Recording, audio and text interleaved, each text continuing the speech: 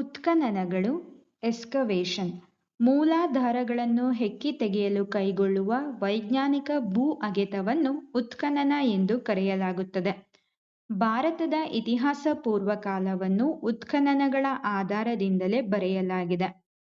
ಭೂ ಉತ್ಖನನದ ವಸ್ತುಗಳ ಅಧ್ಯಯನಕ್ಕೆ ಪ್ರಾಚ್ಯ ಸಂಶೋಧನಾ ಇಲಾಖೆಯನ್ನು ಭಾರತದಲ್ಲಿ ಸ್ಥಾಪಿಸಿದ್ದು ಕ್ರಿಸ್ತಶಕ 1862ರಲ್ಲಿ. ಇದರ ಮೊದಲ ಮೇಲ್ವಿಚಾರಕರು ಕನ್ನಿಂಗ್ ಹ್ಯಾಮ್. ಇವರು ತಕ್ಷಶಿಲೆ, ಬುದ್ಧಗಯಾ ಮತ್ತು ಸಾರನಾಥಗಳಲ್ಲಿ ಉತ್ಖನನ ಕಾರ್ಯವನ್ನು ಆರಂಭಿಸಿದ್ದರು.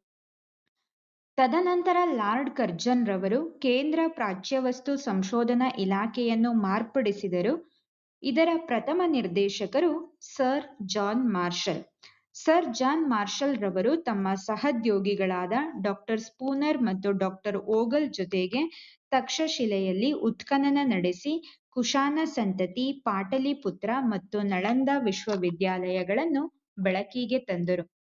ಉತ್ಖನನ ಸಂದರ್ಭದಲ್ಲಿ ದೊರೆತ ಪುರಾತತ್ವ ಪಳೆಯುಳಿಕೆಗಳನ್ನು ಕಾರ್ಬನ್ 14 ಮತ್ತು ಪೊಟ್ಯಾಷಿಯಂ ವಿಧಾನಗಳಿಂದ ವೈಜ್ಞಾನಿಕ ಪರೀಕ್ಷೆಗೊಳಪಡಿಸಿ ಅವುಗಳ ಕಾಲ ಮತ್ತು ಪ್ರಾಚೀನತೆಯನ್ನು ನಿರ್ಧರಿಸಲಾಗುತ್ತದೆ. ಚಂದ್ರಗಿರಿ, ತಿರುನಲ್ವೇಲಿ, ಮದುರೈ, ಆರ್ಕೆಮಡೋ ಮುಂತಾದ ಕಡೆಗಳಲ್ಲಿ ಕೈಗೊಂಡ ಉತ್ಖನನಗಳು ಶಿಲಾಯುಗ ಸಂಸ್ಕೃತಿಯ ಬಗ್ಗೆ ಮಾಹಿತಿ ನೀಡುತ್ತದೆ.